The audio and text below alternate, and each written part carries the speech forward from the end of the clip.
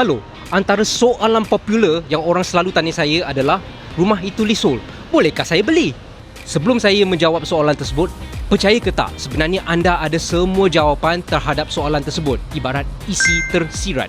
Antara soalan-soalan yang anda boleh tanya diri sendiri adalah, contohnya, adakah anda beli rumah tersebut untuk kediaman sendiri atau buat pelaburan?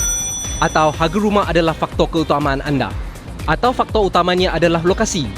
Di sini saya ada satu rumusan yang anda boleh buat sebagai rujukan. Secara kesimpulannya, ia semua bergantung kepada anda. Tengok apa keutamaan anda. Pandangan saya, jikalau anda ingin melabur, kita tidak perlu kisah sangat sama ada dia freehold atau leasehold. Sebab rumah-rumah yang berdekatan dengan LRT atau MRT biasanya adalah leasehold. Lepas tu harga dia lebih mampu milik. Jikalau dia freehold, harga dia berlainan pula. Bayangkan kalau anda beli rumah dengan harga yang tinggi, biasanya ROI dia lebih rendah. Jikalau anda ingin membeli untuk kedudukan sendiri, faktor dia pula lain. Untuk kedudukan sendiri pula, ia bergantung kepada faktor keutamaan anda, sama ada harga, lokasi atau developer. Jika anda ingin pertolongan untuk memilih rumah, tak kisahlah untuk kedudukan sendiri atau melabur, PM saya segera atau komen rumah. Jika anda dapat manfaat dan telah belajar sesuatu yang baru, sila like, follow dan share kepada rakan-rakan anda.